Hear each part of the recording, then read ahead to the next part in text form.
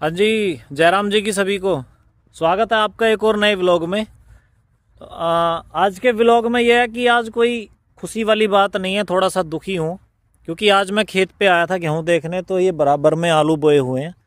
इनका आलड़ा फूकने के लिए स्प्रे लगाई थी पड़ोसियों ने, वो गेहूँ पे भी लग गई है। हवा चल रही थी तो उड़ के आई है। अब देखो सारी गेहूँ फूक गई है। ये तो है ताऊ के लड़के का खेत। अब देखो ये फूक गई, जहाँ जहाँ तक स्प्रे गई है ये सारी फूक गई है। अब ये तो स्प्रे मार के अपने हो गए निफराम। अब जिसका नुकसान हुआ है वो हो गया है ना। ये देखो मेरी भी लगभग सारी गेहूँ यहाँ से वहाँ लो, जहाँ तक आपको दिख रही है सामने तक वो फूक चुकी है। ये देखो मैं दिखाता हूँ आपको पूरी।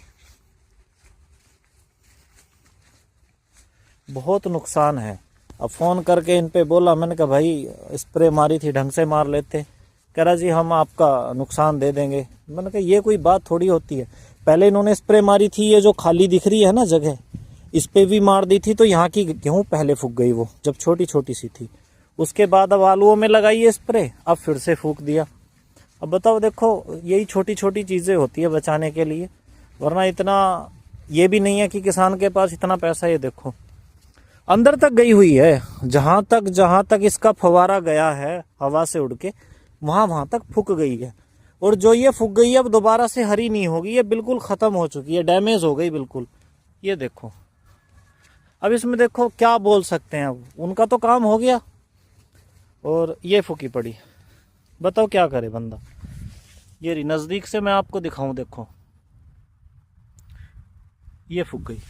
और सरसों में भी नुकसान है, देखो सरसों भी फूकी पड़ी है। ये रही यहाँ से वहीं तक फूकी पड़ी है। बताओ क्या बोले बंदे को। लेकिन बात यह है कि कोई ना समझना नहीं चाहता। ये देखना चाहिए कि भाई अगर हमारा नुकसान नहीं कर रहे वो, तो हम भी उनका नुकसान ना करें। अब इससे ज़्यादा क्या होगा। बाकी देखो क्या होता है।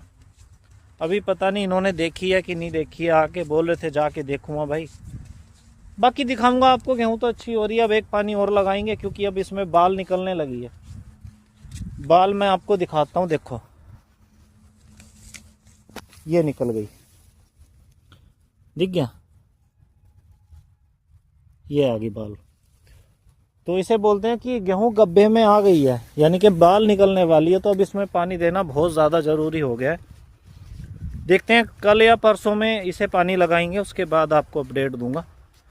और मिलते हैं ऐसे ही एक और नए मस्त ब्लॉग में। तब तक के लिए जयराम जी की।